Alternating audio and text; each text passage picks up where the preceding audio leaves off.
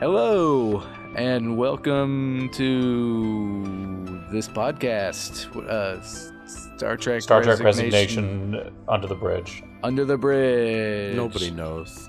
Star Trek Lower Decks podcast. Yeah, I know every time. We know. Nobody knows. We listen to the podcast sometimes, maybe. I don't know. No, there's people out there.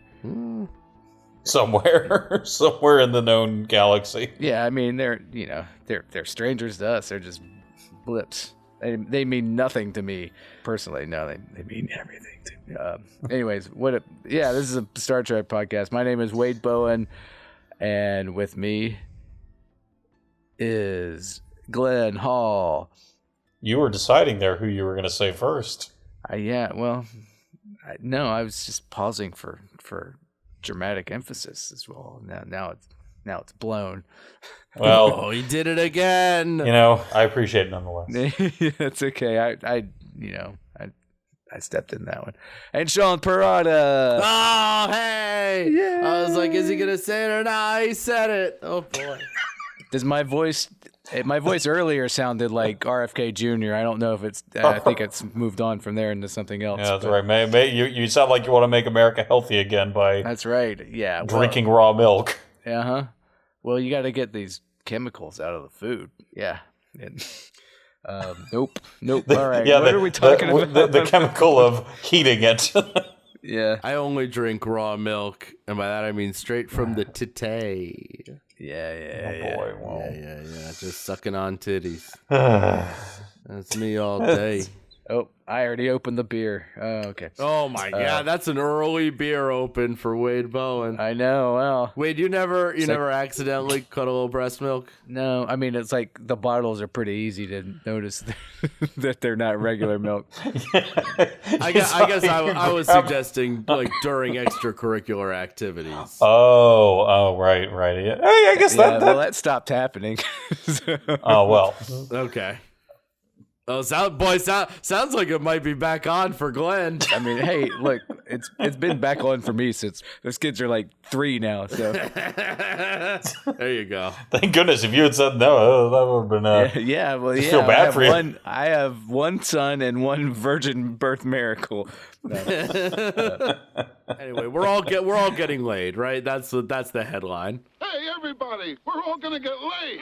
Yes, that's the important thing. For those listening at home, don't worry. What have we learned today? We're all getting laid, and I learned just before we started that I listen to the same music as the CEO killer. Oh, so yeah. We're doing great. Oh, Jesus. Oh, God. He loves Carly Rae Jepsen. He loves and Carly Rae I mean Jepsen. Luigi Mangione. What if it turns out it's not him? I love Carly. Why the fuck is reality so goddamn weird? Yeah. This is a good one. I'm happy I'm here. Yeah. I'm blessed. Well, we are here to discuss Star Trek Lower Decks, the final season, episodes 3 and 4. Yes. The Best Exotic Nanite Hotel and A Farewell to Farms, respectively. Farewell to Farms. Boy, who's hosting this show, huh? No, I love it, Glenn. Glenn can host because Oh boy, I've been waiting for this for a long time. I'm giving you the reins, free reins. Shit. I'm gonna go. Take it away. Yes, Klingon style, I have stabbed you in the back and thrown your carcass to Stovacor. Except I'm saying, stab me. Yeah, that's right. Stab me, daddy. Your dad now. Stab me, daddy. Consensual. Yeah. Not my daddy. Gilbert Manhandle is a good pseudonym. Oh yeah. That was a good pseudonym. I was expecting that bit to come back more in the third act than it did. And actually, I don't. This was in the Nanites one. Yeah. So this is the Best Exotic. So this is the one where that was Paul Scheer's character. That's what he wanted. Yes, exactly. Yes, Paul Scheer wanted to be the joke being that Ransom isn't creative with his. I was going to talk, but Glenn will talk instead. That's go ahead. Oh, pardon me. I thought I didn't mean to be rude. No, carry on. Glenn has to talk about the episode. Glenn knows what happened in Star Trek. Did you know that, Wade? He's going to let you know. Go ahead. Well, that's kind of what the podcast is. This is a fucking Star Trek podcast. What the fuck else am I supposed to do if not that? Yeah. No. No. You know, go ahead. Okay, I feel like No, we're gonna talk about. Like, I gave him the reins. This is a Star Trek podcast, so we're gonna talk about it, Sean. I don't know. Yeah. No. Yeah. No, Glenn will talk about it. Go ahead, Glenn. Talk about it. What the fuck is going on here? You got nothing to be ashamed of, Glenn. You just live your life and you talk about it. I agree. Yeah, I agree. I'm on the same page. Glenn's the only one not talking about Star Trek. Let's go, Glenn. What the fuck is going on here? Jesus Christ. Okay, so I'm on your side, man. first episode, Best Exotic Nanite Hotel. I think the weaker of the two episodes we're watching for this pod. I agree. I like To Farewell to Farms, but we'll get to that. Yeah, I like that one a lot too. But for our vegetables, before we get to the dessert, this felt like an episode filled with B plots. Nothing really felt compelling in the way that I would hope like a main plot, even from this show, would. But it's like Boimler's going on an undercover mission to find a lost admiral. The others are hunting down a nanite swarm on this, like, it's not Risa, but it's a Risa-esque planet. It's like if Risa and what's the Jimmy Buff? Is it Margaritaville, right? That's the Margaritaville. No, yeah. but that, like, is that the name of the hotel resort as well? Yes. Yep. Okay. Yep. Senor Frogs. What kind of New Yorker are you? Jimmy Buffett, Senor Frogs. You don't know the Margaritaville Resort and Hotel in Times Square? Times Square. I thought, didn't that close down? Come on, G. I walk by it every day. I go to the office. Well, thank God I don't have to go through Times Square to get to work. It's like on 40th Street or something, yeah. Yeah, Benny and I ate there. Oh, did you? Was it Yeah, good? we went to the... No, Margaritaville's not good. No, it It's wasn't? terrible. What? I think it's better than Bubba Gump, though. Okay. Bubba well, Gump was pretty. Bubba Gump was. We all ate at Bubba Gump. We went there for the experience, not for the food. I had a blast. Yeah, I had a blast. Too. I had a wonderful time too. I Fun as would not hell. recommend that food to another human being. No, I'm still mad they didn't hire me when I applied for a job in 2003. I was like, I'm from Alabama. It's fucked up. I was an actor from Alabama. You got to give me a job here. And Yeah. they didn't. None of those people that served us were from Alabama. So, like, what the fuck? That's all I have to say. I'm just still mad that our server like quizzed us against our will on Forrest Gump for like 5 straight minutes. Oh, you don't have a choice. You got to take No, the quiz. I approve of that. Like, whether Yeah. we wanted to or not, they should have. She wasn't wearing shoes, Glenn. That's right. That's right. Oh God. You're just mad because we lost. Yeah. I think. Yeah, that's right. It's, I'm not mad that we lost. I've never seen that movie. I am, man. well, anyway. So my point being, because I forgot that Margaritaville was also the name of the resort. But it's like Risa and Margaritaville fucked, is whatever this planet was called. Yeah. Oh, that's what, Jesus Christ. that's What a- where I was what a going with long walk, brother. Long. Well, if I had remembered that Margaritaville was the resort as well as the restaurant, it would have been cleaner. But I didn't. Ergo, here we are. Ergo, go fuck yourself, Sean. I didn't do anything. You know what you did. I'm an innocent man. So yeah, like I don't know. It's like again, like oops, all B plots. Boimler's worried that he's being, which I am shocked in a Star Trek show where there is a plot about someone worried about being used as cannon fodder. That I don't. Maybe I missed it, but like I don't think there were any red shirt jokes made. Like No, not really. No. and I suspect. No, right. Why wouldn't the shirt he hands him, like, why wouldn't it be red? I have a theory. I have a theory that the people that write the show are I bet there are plenty of Galaxy Quest fans in this writer's room. Yeah. And for those who've seen Galaxy Quest, like the whole bit of Sam Rockwell's character in that movie is that he is aware that he is the red shirt. And I wonder if this was them wanting to kind of use this storyline, but also recognizing that, like, this has kind of already been done arguably about as well as it could have been done, because that's a fucking great character in that movie. But I don't know for sure. But that was just my. I mean, they didn't want to do red shirts because they like Galaxy Quest. I guess my point. Wait, Glenn's being fucking stupid. No, I mean, I don't know. I just didn't. Hey, I'm not suggesting that there's hard evidence for this. I'm just saying, Yeah. if I were in this writer's room and like this came up, I would be like, oh, so it's like Galaxy Quest. And subsequently, like, well, look, we don't want to like rip off Galaxy Quest, so let's try and make it different. And I think in doing so, I think that would look something like this, where you have yeah. right up to the line of like, this is a red shirt thing, but it's not. I don't know. Maybe Right. Well, by the TNG era, they tried to like not have red shirts get killed all the time because it was already a trope. Well, and then also security became yellow. Yeah, they were trying specifically. I think Roddenberry didn't want to lean into the red shirts trope because he was trying to do everything different. But at the same time, this is the kind of show that would lean into a red shirts joke, and they probably have. It might just be too played out to do a red shirts joke. It's kind of And honestly, it's probably Occam's razor. It's probably just that. It's not specific. Obviously, not specific. Likely to be specific to Galaxy Quest. But that's just where my brain went. Yeah. Allegedly, the writers don't even like Star Trek anymore, right? That's what we heard. Is that alleged? That's news to me. Benny listened to an interview with one of the guys and said that or something. But Benny hasn't watched the show, so what does he know? Take that, Benny. More than us, typically. Yeah, well, yeah. He's always reading and talking to somebody. Right. I don't read shit. Yeah, they'd all rather be doing Star Wars than Star Trek, is what like one of the writers said on a podcast or something. Yeah.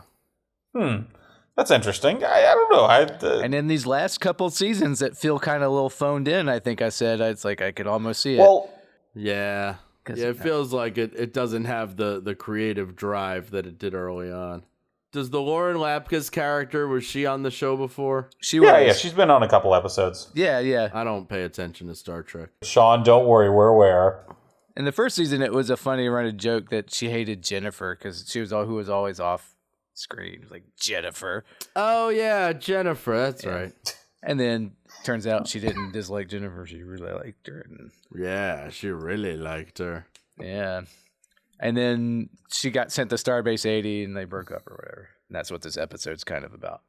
Yeah, I was confused about that because I was like, I was trying to remember like what was the last episode I saw her in and what exactly happened. Because it felt kind of like, it's a funny bit that like, oh, these characters broke up, 2 seasons ago. And because of, Starfleet works, that like, that's not necessarily unusual for people to not, see each other that long. But it just, I don't know, like a lot of stuff in this episode, including this, kind of fell flat for me. But what did you guys think? I actually could relate to the breakup by like, oh, I'm going away, okay, bye, and then just like letting that happen. Like, I was dating this Irish girl one time, and then I wasn't into it, and then like she was like, oh, I have to go back to Ireland, and this was in pre-smartphone days because I'm fucking old, I guess. It was in the aughts sometime, I think. And he's like, I gotta go back to Ireland. And instead of saying, okay, well, we'll keep in touch, or like, I said, okay, well, let me know when you get back, without giving her my email or anything, and her phone number changed. And she had no way to get in touch with me after that. Okay, that's pretty funny. It's incredible. For like a decade after, like I'd be just walking in the subway and like, oh, is that, and see some girl from the back. And it's like, oh, fuck, that's her. Right. And then right. So it actually backfired on you. It sent me into a life of paranoia that was never ended. But I'm a coward. That happened. Okay, so evidently this is much more relatable than I initially thought it was. But I don't know. I felt like how it was executed on the show, just like, I was just... this season's weirdly plotty, I feel like, even with the bits. Maybe it's not that different from the recent seasons, but well, I think right when you're doing a final season, you're like, we'll give Jennifer. Well, look, Jennifer's back. Give Jennifer a little something. Yeah, you gotta tie it. Oh, we left this hanging thread over here. Yeah, it's like, oh, let's give the Birdman something to do. Right. Which we'll get to that. We'll get there. That's a couple episodes from now, I think. Or no, it's the next one. No, it's the next one we're talking about. Oh, that's what I'm saying. All right. That was the farm one with the Klingons. God damn it. You can't even keep your B plots. You think I've watched ahead? Look, I will say it's because I've watched all of them. Well, we haven't. And I can't keep in track. Glen and it all melts together, but it's... Wade is just making a lot of noises over there. His voice is crazy, and then he like snorts, and then he coughs, and then he breathes out real loud. This is great. Keep it all in, baby. Keep it all. You want to be as disgusting Harkonnens in the David Lynch Dune. Yeah, that's kind of where my brain was I've going. got boils. Oh man. Or to do the Lynch thing, the Dennis Hopper in Blue Velvet. Pabst Blue Ribbon. Right. Or Dan Aykroyd in that awful movie with Humpty D. With who? Humpty D. The Humpty Dances, and Tupac, actually. Yeah. What movie Where was he's got- Dan Aykroyd and Tupac in together? What's the name of that shitty movie? Yeah, I couldn't tell you. He's in like a fat suit, kind of, and he's all gross and stuff. It's not Nothing But Trouble, is it? Yeah, that one. Yeah, that's it. Tupac's in that movie? He is. I think so, because he's in the band with Humpty D and the boys. Yeah, right. Yep. I just remember the scene where like the people get thrown into this like weird roller coaster conveyor belt thing that ends with them all being skeletons. Yeah, I don't remember a lot of that. I just remember the Humpty Dance mostly. It's a bad movie, guys. Yeah, it's bad. movie. And Dan Aykroyd being gross and in the fat suit or whatever. Yeah. Because I feel like that. I feel a little bit like a gross Dan Aykroyd right now. That's okay. We're not judging you, Wade. But I am kind of judging. I'm not judging. I fucking love it. Yeah. Okay. I really don't have much more to say about this first episode other than that, like, I guess it was kind of funny that the Vulcan was into, like, space Jimmy Buffett. Oh, But, vibe tubes, right? Yeah, Yeah. the Yes, vibe the tubes. vibe tubes. I don't know. There just wasn't a lot of sauce in this episode. Yeah, well, and then the Boimler, it's like they're doing Heart of Darkness with a guy that is an admiral that is off, and they have to find him. But like, Right. Which, he's fun just fact, he's just mad because they had him milking space whales and instead of doing fun stuff or whatever. right. Oh, wait, actually, that was the other thing I wanted to talk about. So two things. One, the Admiral like sounded so familiar to me, and I was trying to summon it without looking it up, and I had to look it up, and it's randomly enough, it's the guy who played the Wiz on Seinfeld. I don't know if you guys remember. He's nobody the Wiz beats. and nobody beats him. Oh yeah, Yeah, exactly. It's Toby Huss is his name. Toby Huss. Toby Huss. He's the strongest man in the world from the Adventures of Pete and Pete. Oh shit! Oh, Yeah, Toby Huss. I forgot Huss. he was on that show. Yeah, and that's what I know him from. Pete and Pete Wow. filmed in Cranford, New Jersey, town I grew up. Well, there you go. Just one season. I thought they moved. Maybe not. Yeah, they did. No, it was Yeah, just the. Well, a classic that guy from that. And he's thing. also in a Bjork video. That's right. But look, we're just gonna do a Toby the Huss. Toby Huss cast. Yeah, let's do a quick 25 on Toby Huss, and then we'll All right, then right. we'll move on. Do you guys want a piece of trivia about this episode? Sure.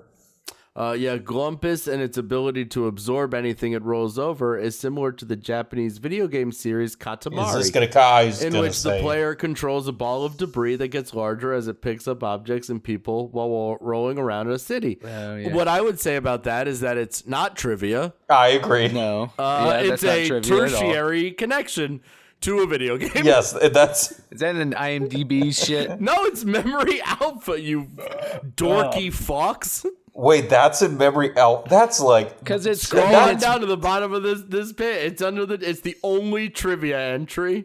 what the fuck? Do they not? Do these nerds not even bring up a Grey Goose scenario? I know. Come That's on, man. like That's what it is, right? That to me, that's exactly what it is. It was a Grey Goose scenario that was stopped short of it becoming apocalyptic. Yeah. What'd you say, Sean? And Memory Alpha doesn't even bring that up. Now They bring up Katamari. What the are the dorks. nerds of today even doing on the internet? dorks That's are like just gonna a- say all their stuff. Planning to kill CEOs, apparently. Listening to Carly Rae Jepsen and planning to kill CEOs. Sorry. Yeah, the Galamites, not the first appearance of the Galamites. No, they're of course. they were in DS9, I believe, right? A species first mentioned Yeah. in Star Trek Deep Space Nine episode the Maquis Part 1. Maquis. But it says, Glenn, I'll fucking kill you. Your No, son he's right. will grow up without a father. He's right to point that out. Oh, boy. The nerds that write on Memory Alpha would not let that one go. It says this episode marks the first appearance of the Galamites. Galamites allegedly just discussed in Star Trek Deep Space Nine. Right. Are they the ones with the transparent skulls? I don't know. Even though I watched this literally yesterday, like No, I think they're the ones who get mad at him because he eats and drinks in front of them. I remember that bit at least. Oh, right. And again, just like the fact that like the trivia for this episode is like transparent skulls. Yeah, I knew I remembered that right because Dax had a thing with a Galamite. Oh. He did. He had a Galamite on his Armchair Expert podcast. Huh? It's not Dax Shepard, Sean. It's not. Oh, yeah, no, not that. Yeah, they have transparent skull. Yeah. And I'm looking at. They look a little bit. See, this is not what I thought a Galamite would look like when Dax was talking about being horny for the guy with a transparent skull, because these are monsters, and clearly in the DS9 episode, they were cerebral, like brainy things. That she was in love for their intelligence. She liked them for their minds and everything. So, and this episode just reduces them to, you can see their skulls, but they mostly they have big teeth, which is bullshit. I'm kind of mad at this now that I realize what this was. Again, because the main feature of the Galamite should be their transparent skull, not their big scary teeth, and that they're predator type alien. I've been taking a shot every time Wade says transparent skull, and I'm gonna die. Yeah, I'm gonna kill you. I'm gonna say transparent skull, all over, transparent skull, transparent. Oh no! I think this. Yeah, because they have brains twice the size of a human.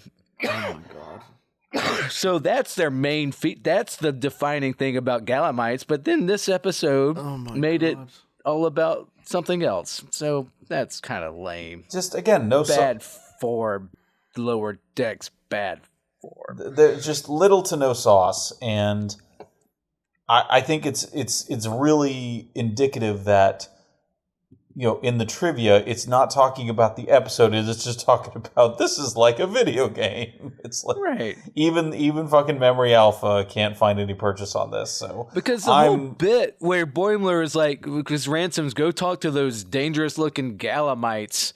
And Boimler's like, no, I want to talk to these Cretaceans. They look so nice. Oh, the Cretaceans are the ones he shouldn't eat or drink in front of. They're the ones that don't. Yeah, the Galamites, they're scary because they're mean and like monster looking, and the Cretaceans are the ones that, because he's eating and drinking in front of them. So that's I'm so mad because it should have been the other way around. The Galamites with the transparent skull should have been the ones because they got a transparent skull. They're not. So clearly, you can attack them in the brain really easily. I swear to God. So I'm really mad about this, guys, and my voice is cracking because I'm going through the changes. Because you're a wee little baby. I'm just a wee little boy. And I'm having certain urges now, and I'm so mad I can't control my emotions because these Galamites have transparent skulls.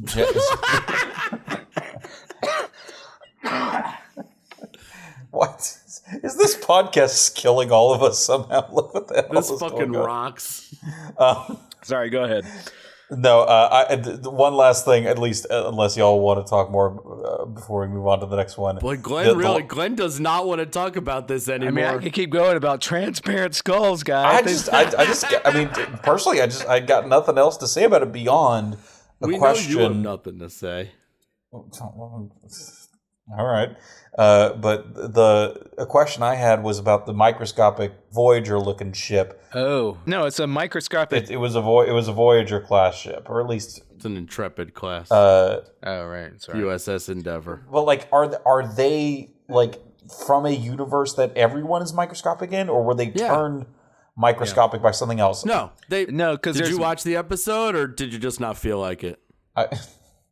There's this whole multiverse theory, right? This is so fun for me. They said it. Different universes have different laws and apparently different scales. So this ship was from a smaller universe. Yeah. But they talked about being resized at one point, which confused me. Oh. When? Who knows? And more importantly, who fucking cares? Me or people that listen to podcasts about Star Trek? Yeah, what Star Trek fans do? Yeah, right. You fucking weirdo. What the fuck is happening? How did we get here?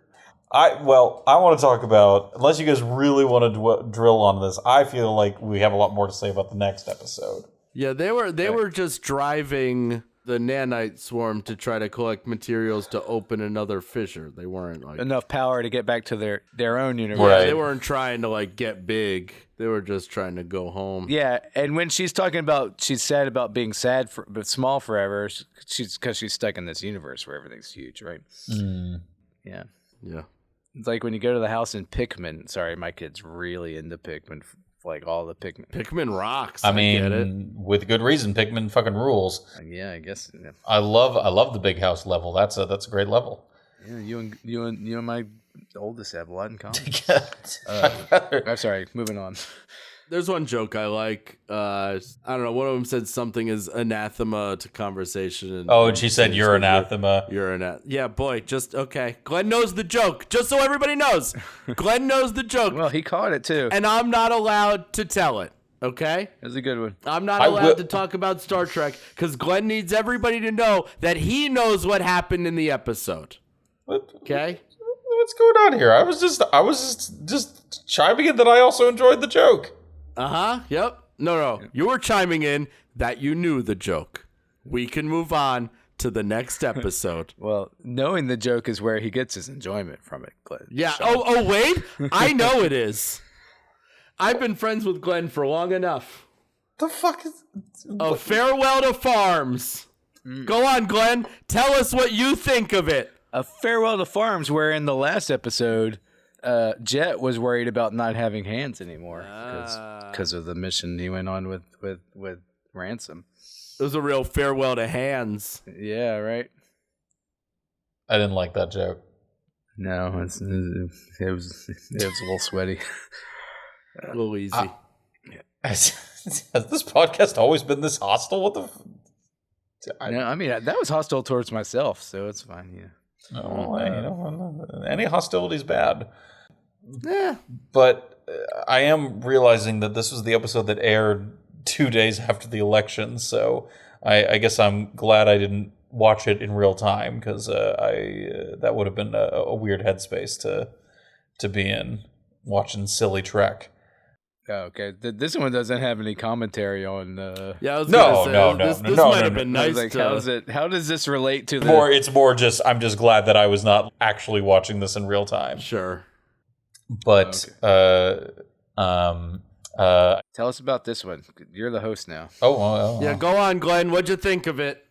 Am I allowed to? Am I going to like piss someone else off? I just told you to do it. I think you don't seem worried about it, so carry on. All right. I mean, it's they go to the Klingon guy from the couple episodes. I think he was first in the episode where it was the 3 ships and Talin's first appearance as well. Oh yeah. So he's farming blood wine, which that was fun to see.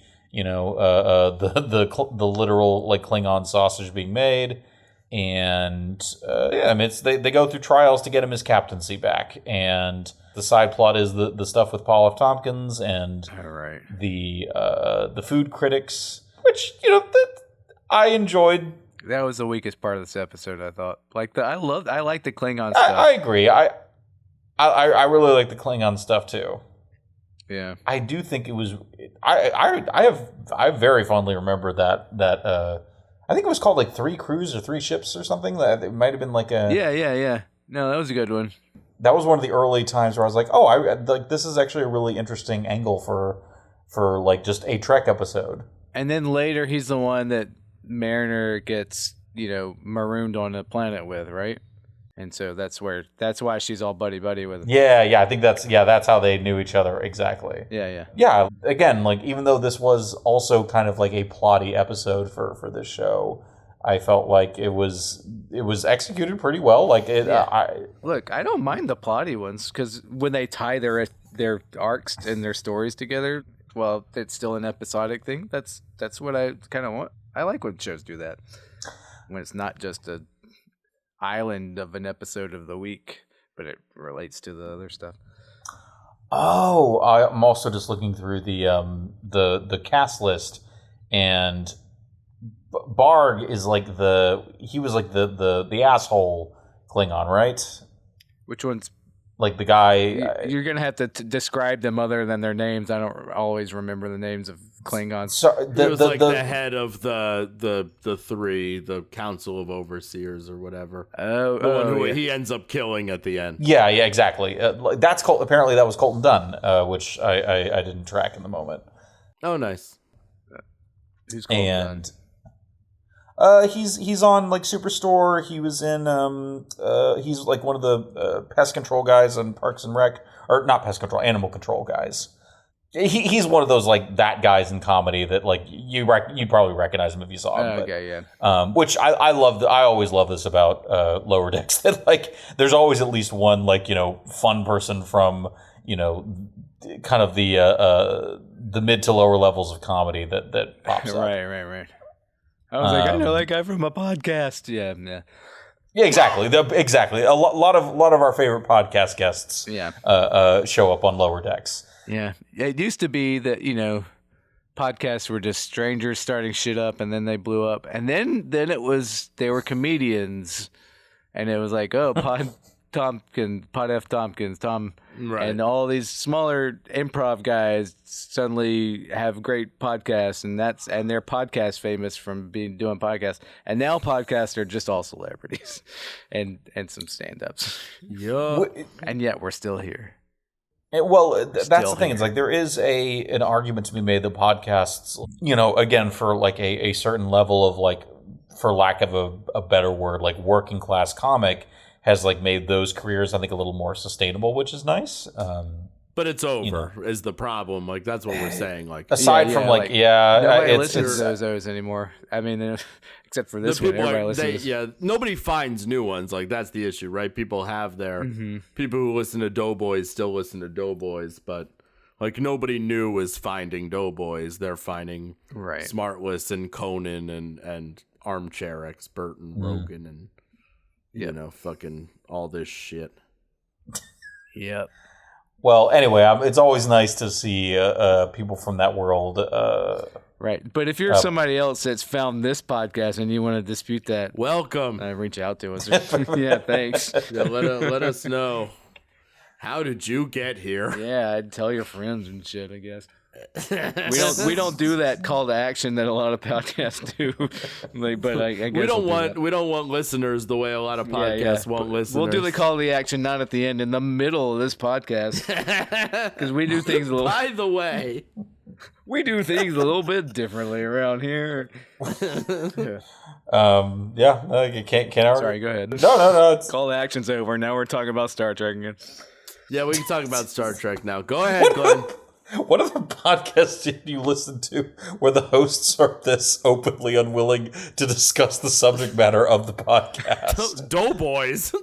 Yeah, fair enough. But they get to it eventually. They're usually not happy about it.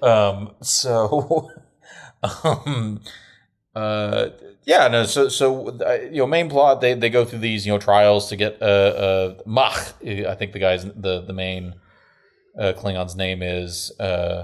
Which again, the one thing I really enjoyed about this was like a lot of exploring Klingon society in a way you don't often see in the live action Trek stuff. Like, I feel like it's pretty rare for us to. You don't see a lot of Targs. Yeah, exactly. You hear about Targs all the fucking time, and that's the thing is like you don't see any because they're expensive to do. Like, or else they'd put a dog on with a horn on it, like original Trek did. And like people would say that's dumb, right? But you can do that with a cartoon.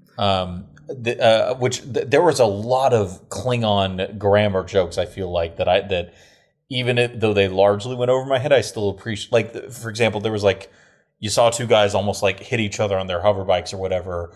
And they like their insult they threw at each other was, "I hope you experience," whatever the Klingon word was. And like again, even though I am not that level of Trekkie that like, oh, I know what that Klingon word means. Right. Like I felt like that's like some kind of I can appreciate a bit even if I didn't fully understand it. Right. Well, let's go over some Klingon glossary. There's Tatach, I think. Which is like a knife. There's Patak, That's like that's like an insult, right? that's the insult. That's the main one that we need to know.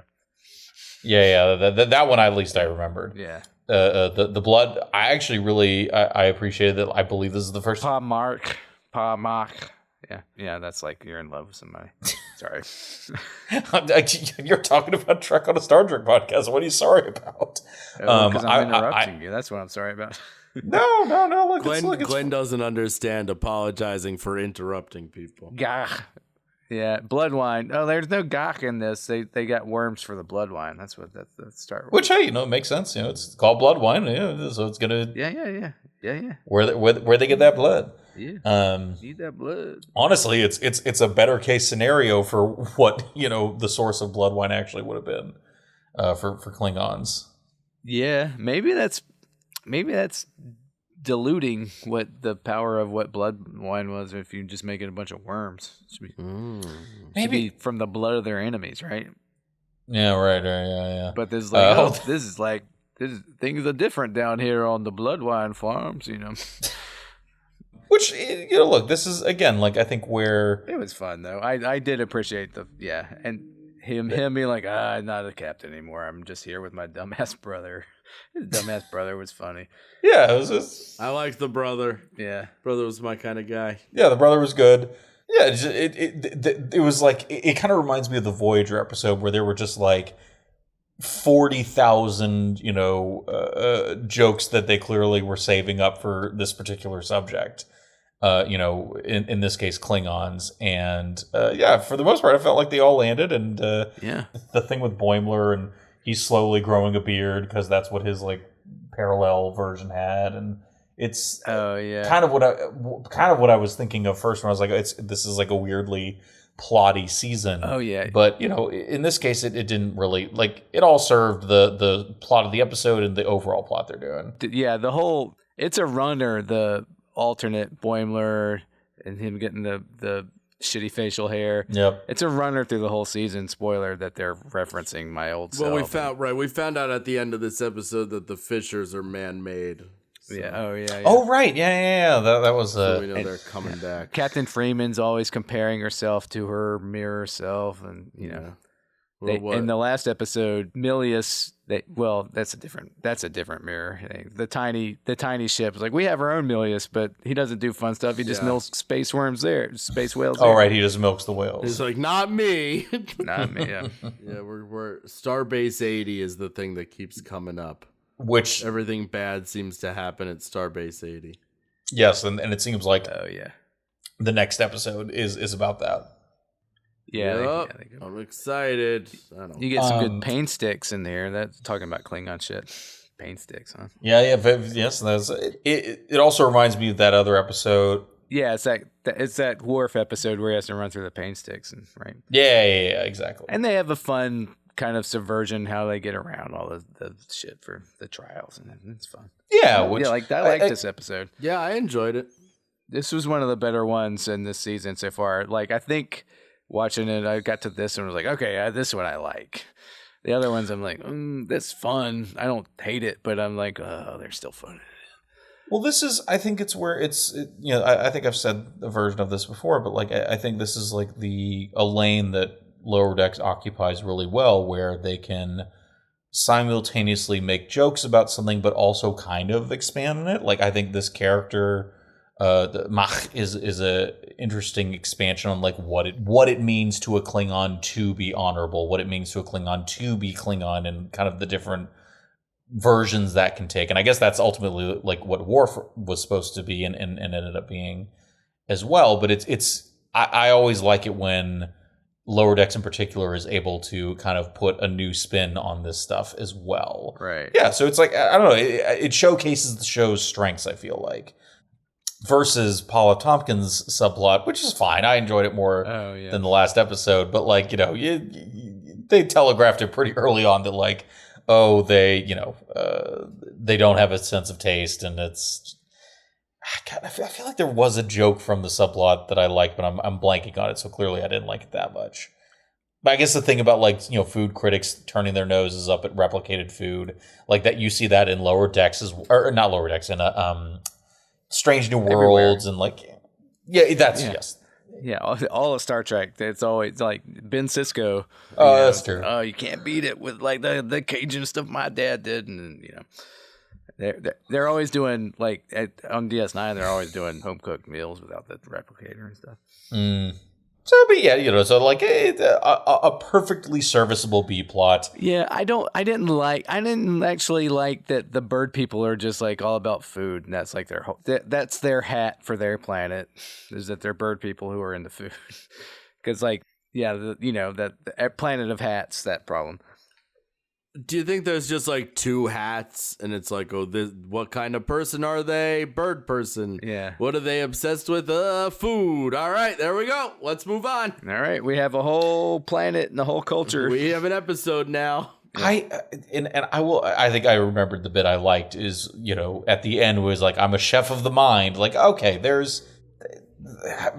could have made more, no pun intended, but they could have made more of a meal of the fact that like he veered off in like this really different professional direction than would be expected for someone from right. I mean, like he joined Starfleet. I mean, it's basically the reason they're throwing him into food prison. Yeah, right. Which I do appreciate. I literally was just gonna say I laughed that they were called cloacans, even if it's spelled differently. Oh yes, I love a cloaca. Don't get me started. Yeah, because.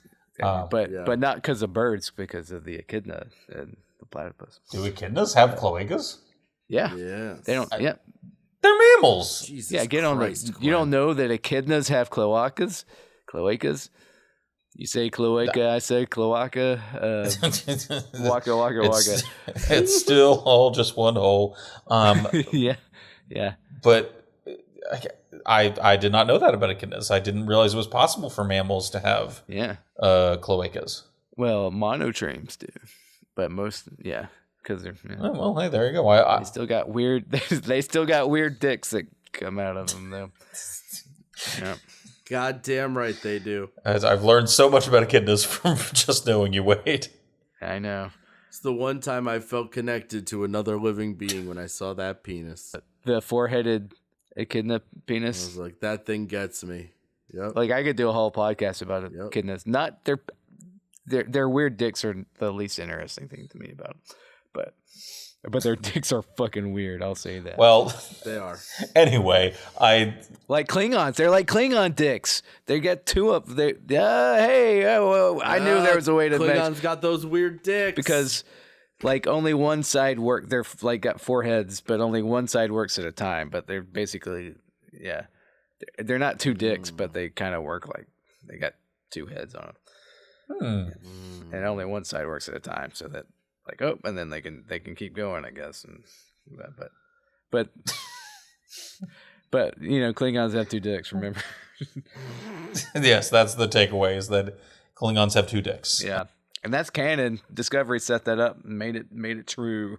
Yeah, no, I remember it well. And actually, that's what I was thinking of, was, the times we've actually seen Kronos in like any Trek stuff. And I can only think of this, Discovery. Actually, what was this Kronos? I guess maybe it wasn't. I'm not sure this was. Yeah, this is Kronos. Oh, okay, so it was Kronos. Okay. We've seen it in Discovery, and then I guess in Into Darkness, I think we see, like 15 minutes of it because of the Benedict Cumberbatch shit. Oh right, that's Kelvin Kronos. Who knows? Yes, exactly. Forget it, Jake. It's Kelvin Kronos. Forget it's the Kelvin universe. Just comparing this to Discovery, where it's like, they clearly on Discovery are like, this is the Mos Eisley Cantina of Star Trek, and it just the only notable thing I remember is that you see the guy pissing two streams, and Michelle Yeoh like has a threesome, and that's like right, pretty much it. Versus this, and one of those things is great. I don't know what more you need. That'll do it for me. Look, and look, that certainly has its place, but. Comparing like for this episode, I feel like it just I don't know. They like expanded and like showcased some like fun Klingon stuff that in my opinion in a much more like effective way and interesting. But obviously that's subjective. So Yeah, I bet a threesome gets really weird with 2 dicks. Well, I might be wrong about this, but I'm pretty sure she fucks like two like Orion like hookers. No, I know what she does. Right. Oh, just the general concept. I was just looking off at the corridor and just thinking out loud. No, but Wade, Glenn knows what aliens she fucks. Yeah, I'm glad, but this had nothing to do with the Space Hitler fucking 2 Orions, but You're just merely wondering about the mechanics. Yeah. Curious. I'm fascinated by it. I'm pretty interested. I was just a little navel gazing. Oh, that would be weird. I guess we don't know if they are like how separate they are. Are they just like? I think they could be like echidna dicks. I don't know. Yeah, I truly don't. I guess. Yeah, we've all seen those. And then like, do Klingons have 2 vaginas? Do Klingon orgies turn into weird fractal like masses? I mean, like, these are weird questions. Well, I guess we have that sex scene from the first episode of Disco or whatever. Like, yeah, that was she was fucking. Well, did he have only 1 dick because they turned him into a human? I don't think they see, and I don't think you see any parts. You just see. But what's her name fucked him, so he probably only had 1 dick because that would probably be a quick tip off that your boyfriend's a secret Klingon if he has 2 dicks. Well, I feel like they they cut off one of his dicks, I guess, right? They had to have. Yeah. Well, it's like Face Off. They had to have swapped their dicks. But I also think it was unclear as to. Because at points they made it seem like, yes, this is just the Klingon guy, surgically modified to be a human being. Yeah, but he had sex with a woman who didn't know that he was Klingon. I know that. So they cut off one of his dicks. Yes, there's no scene where Michael is like, oh, I can't help but notice you have 2 dicks. And one of them looks horribly mutilated. What's up with that? My. I only have 1 vagina. I'm not Klingon. And probably cry about it, too, the power of friendship or some shit. Well, I cry about everything, right? But there was like some episode where they made it seem like it was like somehow they took a human and like overlaid the whatever his Klingon name was, his personality onto the guy. It doesn't fucking matter. But the show is a mess. So yes, I don't know about that. I'm not thinking about the show in particular. I'm thinking about the implications. Right. Yes. So I don't want to think about that guy or what they did to him. I'm thinking about Clem Fandango and whether they cut off one of his dicks. Clem Fandango. Yeah. I'm just wondering, do Klingon orgies get weird and fractal with if they 2 dicks and 2 vaginas and then they kind of bloom out and like that's crazy, right? Just think about how the organ. No, totally. Think of the chart for that, like how that would work. the org chart for the orgy chart, I guess. Right. Like who's fucking who and which vagina and which. Sorry. Well, Sean, I can't believe I'm Sean. Right? Yeah. Why is Sean not the? Why am I like I'm going on way too long about this? What's going on? He's talking about the mechanics of a Klingon orgy. What are we doing? I'm talking about orgies and stuff, and you zoned down on this. I thought this was right up your alley, man. This is where you zone out. We talked an hour about Star Trek, and you were with us, and I started talking about orgies, and suddenly Sean is gone. No, I was really engaged with the Star Trek talk. I can't. Okay. I can't. No, listen. 2 dicks in a threesome. I don't know how. Are both dicks sensitive? Presumably. I don't know. I mean, or does it work like an echidna? Well, all right. We should probably wrap this up because if both dicks are sensitive, then it's like you're built for it. It's like, why would you have any sex that isn't a threesome? I mean, because you got 2 sensitive dicks. It is worth noting why the Klingons have 2 dicks. It's not. Oh, okay. It's not okay. Then I'll. It's in case one gets cut off. Yeah, exactly. Like it's they're meant to be contingents. So they're both sensitive then. That would be the suggestion that it would be fully functional. So yeah. So then why? So if you're having sex with one person, the other one's just sitting there. Well, but then positioning. I'm not sitting with one dick not inside something. You know what? Now that I think about it, they should if they're only using one at a time, then why did that Klingon piss 2 streams? It doesn't make any sense. Right. For a redundancy person. Right, that suggests so both are active at the same time. That's another thing Discovery fucked up. They set up that Klingons have 2 dicks, sure, but biologically, and the reasons why Klingons have redundant organs, it doesn't make sense for why they would pee at the same time. Yeah, because it's a redundancy. I'm gonna tell you something right now.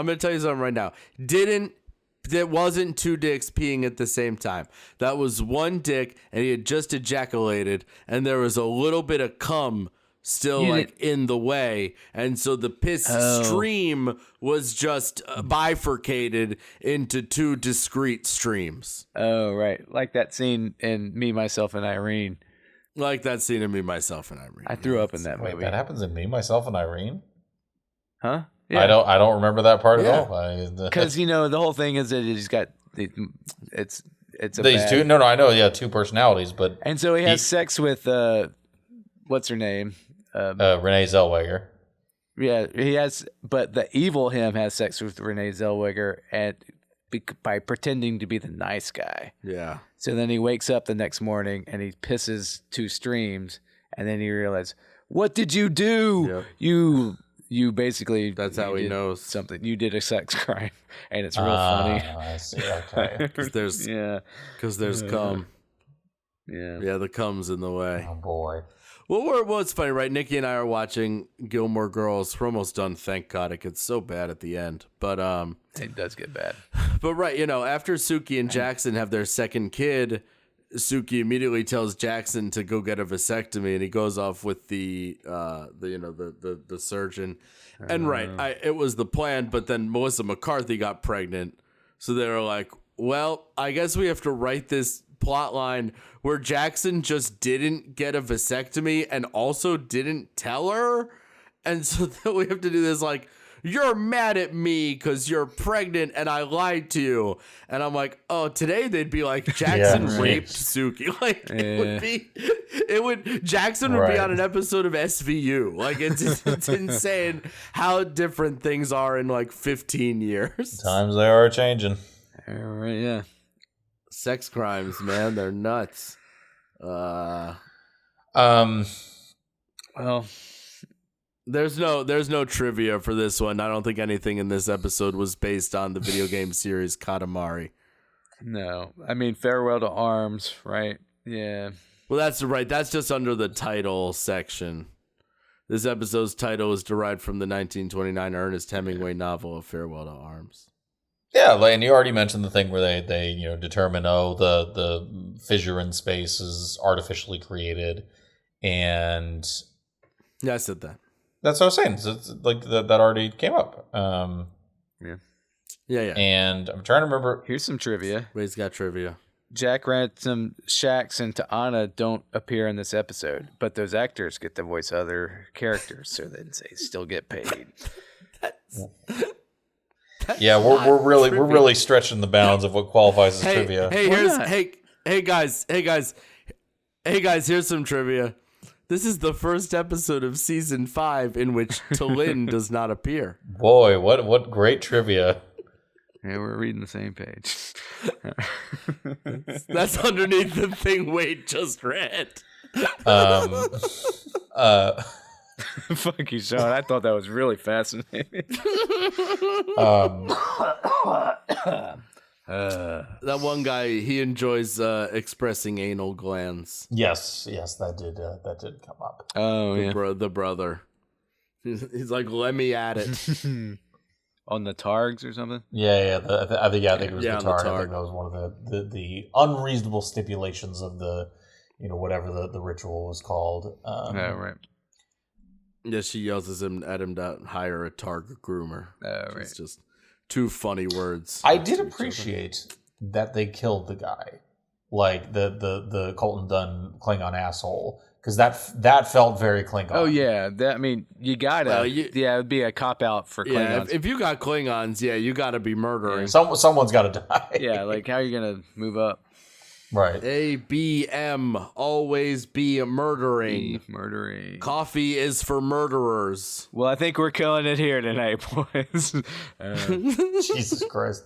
The eye patch Klingon, I for a moment thought that was supposed to be some like a live action Klingon we had seen before, but I don't think that's the case. I think he's just from another. The what? The other Klingon that Mariner knows with the eye patch. I forget what his name. He's also on the council. Yeah, exactly. I can't remember the name, but yeah. I think he's just from another episode of Lower Decks. But for a moment, I thought it was like, oh, is this Martok or something like that? No, I wish it. Yeah.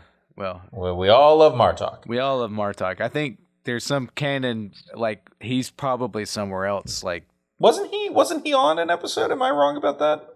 Maybe on like the D&D episode. Maybe because he'll do this. Like he's still around and working. Right. He would jump at the opportunity to play Martok again. I'm pretty sure. Well, anyway, it was a welcome, and they name dropped Martok at some point. Yeah, of course. For something. Well, they always gotta get the references. He was running for office as Mark Twain at some point. Wait, the actor who plays Martok? But that was years ago. That's like the last couple of presidential elections ago, probably. That's interesting. I don't remember. How long have I been podcasting? I feel like we're all just very tired at this point. Yeah. It's been a weird year and week. Yes, it has. No matter when anybody's listening to this, I think without getting into music, it's been a weird week, hasn't it? It's been a weird week. Yep. Right. This is evergreen. Evergreen. Get a lot of mileage out of that. Yep. Well, I mean, I guess. So now his crew is just him and his brother? I believe that is the case, yes. Sick. I love That's that. fun. Yeah. They reference Martok at the end of this episode, actually, because he's like, it's just me and my brother and Captain in this barge. And he's like, oh, that's how Martok got started. Yeah. Oh, that's what it was. Okay. And I'm going to follow in his footsteps. Yeah. That's how Martok got started. Right? I don't know what the fuck these dorks are talking about. Yeah. All in all, a solid episode in my humble opinion. Right. Yeah, I like excited, deranged Boymore. I'm Right. into. Oh yeah, that's right. He was really excited that it was very Klingon. Everything was very Klingon. Yeah, right. They were doing Klingon stuff. All right. He was willing to sacrifice himself. Yeah. Proved as Tadush and worthy of being Chadich. Oh, that was another Klingon where they got a lot of play. Yeah. Chadich. Yeah. Chadich. Tadush. Yeah, this is all. That's like having balls. All the stuff that really just turns off my brain. Yep. Better than that B plot that had nothing to do with the A plot. That pisses me off. Yeah, that's always right. Just, at least the last one was on the same planet. It didn't really, it didn't connect at all. But right, but just connect them, man, thematically or something. Just like that's what I remember from watching these episodes. It's just like I was getting so frustrated. Well, that's right there. They're like heading to the end of the episode, and Boymore gets a newspaper, and he's like, "Oh, the Cloacans gave the Cerritos food 2 beaks," and it's like, "What are you talking about?" Yeah, at least last episode they get the guy from the B plot to help with the ship, so that it's like okay, that's all you gotta. That's all you gotta do. Actually, I was like, at least they did that. That's all you gotta do. Just like something. Yeah. It doesn't take everything, but like the resolution in the third act involves both plots coming, at least interacting somehow. Yeah. But then it's just like, oh, that happened over there. Yes, it did. Okay. That's I guess that's the weakest way to do that. Yeah, just have the new Klingon ship escort the birds back somewhere. I don't know, I don't know. Who fucking cares? Or just scrap the B plot and do a whole episode of the A plot. Or save that for another episode, but they don't have any more. So, okay. Yeah, well, that's that. Just cram as much as you can into the season, I guess. Oh, hey, did you know that Miglimo's comment, "A cloacan without a sense of taste is no cloacan at all," is an altered form of rule of acquisition number 18. A Ferengi without profit is no Ferengi at all. Sentence that truly just put me to sleep. Well, that's a very interesting sentence to me as someone who really, I know, Really gets off on those rules of acquisitions. So there you go, number 18. Well, here's one to wake you up. Before I go. On June 8th, 2017, Hertzler announced his candidacy as a U.S. House Representative for New York's 23rd Congressional District in the 2018 midterm elections. Oh boy. As part of his campaign appearances, he planned to act, quote, in the persona of Mark Twain, end quote, to present his ideas, quote, through the brilliant humorist for all ages, end quote. Yep. Yeah, well, that's what I was referencing. Did he say the N-word a bunch? He did not. No, yeah, I saw him when that DS9 documentary came out because I was at the screening for that and he was there. He may have been dressed like Mark Twain. I don't remember. He seems to be like a old style lefty from what I'm reading on this page. Oh yeah, I mean he's great. I love that guy. He arrested with James Cromwell for protesting looks like maybe a underground gas storage. That's what it was in Seneca Lake. Yeah. No, he's great. I love that guy. Hey. I'd vote for him. And we'll I don't live in New York. You know what the fuck do we have to lose at this point? Yeah. Well, anything to add on these eps? I like I said, I didn't care for the first one, like the second one. Yeah. Same. Yeah. Yeah, I generally agree. Yeah. Yeah. I guess. Deshaun, anything from you? No, good trick. Do you mean that? It's hard to tell with you. That's what he lives for, this guy. Yeah, no. Good trick. All right. Good trick. That's the resounding. I really appreciate how you bring the heart to this, Sean. Good trick. Uh-huh. With the enthusiasm of someone who's had a gun held to their head. Yeah, right. This is what the podcast is all about. Somebody who really cares about subject matter. I like Star Trek. Uh-huh. Thanks for reading the thing I had in front of you while the manifesto we put in front of you. Right. Wait, can I stop reading this note? Not if you want your family to be safe. I like Star Trek. All right. Yeah. Well. What bold? I think they buy it now. Okay. What a bold new frontier we're exploring. The unwilling podcast host. Right.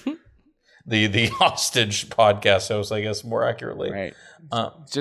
We're gonna work on it next time, and you're gonna have to sell it better, or all right, or else we're gonna have to start sending fingers or something. I'll work on it in between episodes. Yeah. All right, well, all right. Fuck it. You know, the Neon Genesis Evangelion's really fucking weird, and I don't think I like it. Hit the self-destruct button. Oh, it's great. We can't talk about that. Yeah, we're not. Yeah, skip plugs. Self-destruct button. Congratulations. Yeah. For Evangelion. That theme song is a banger.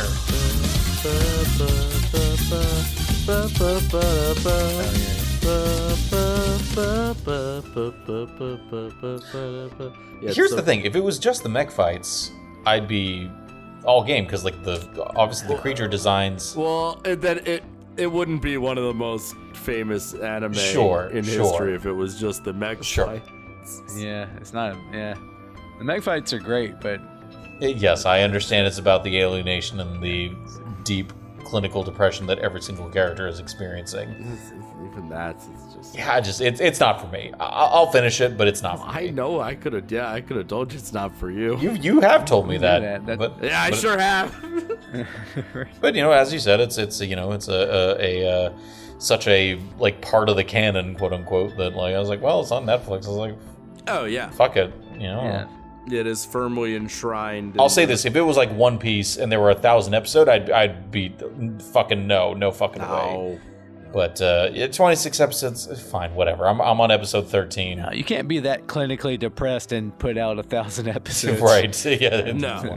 For practical reasons, and making sure people are healthy.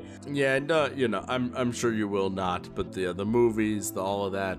It's a lot of retellings. It's a lot of like re-edits. Which sounds exhausting. very little like new information. Yes, I'll watch the original episodes and I'll leave it at that. And again, likely knowing I won't enjoy it, but I need to finish some of those. I speed ran the Voltron show because they were shit canning it from Netflix, and man, I enjoyed the hell out of that.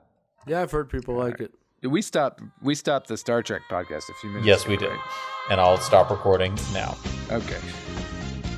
Oh yeah, cuck.